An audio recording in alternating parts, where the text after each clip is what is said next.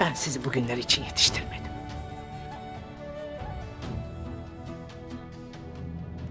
Babanız Süleyman Şah'ım yaşıyor olsaydı sizin bu densizliğinize ne derdi ha? Ne derdi?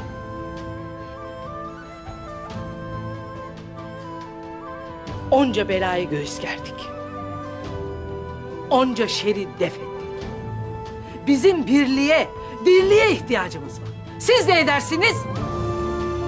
Ahalinin yüzüne nasıl bakacaksınız?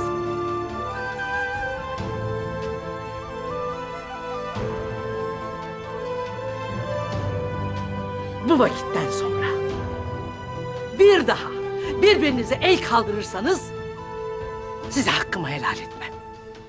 Sütümü de etmem.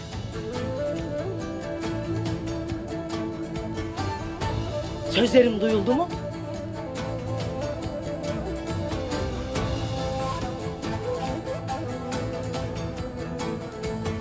Kucaklaşıp helalleşin şimdi.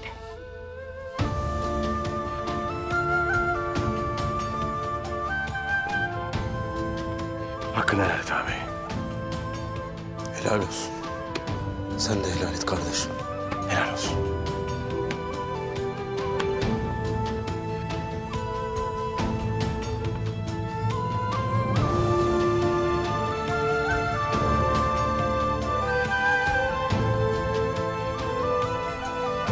Otur.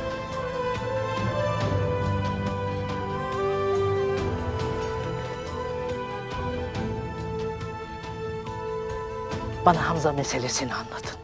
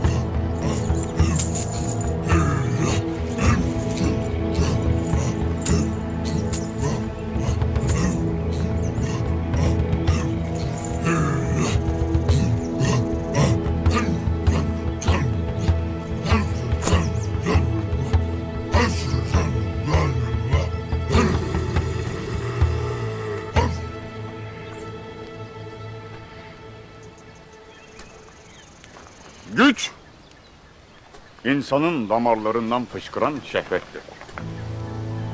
Altınsa o şehvetin ucuz cariyesi. Hiçbirinizin şu adi altınlara tamah etmeyeceğini bilirim.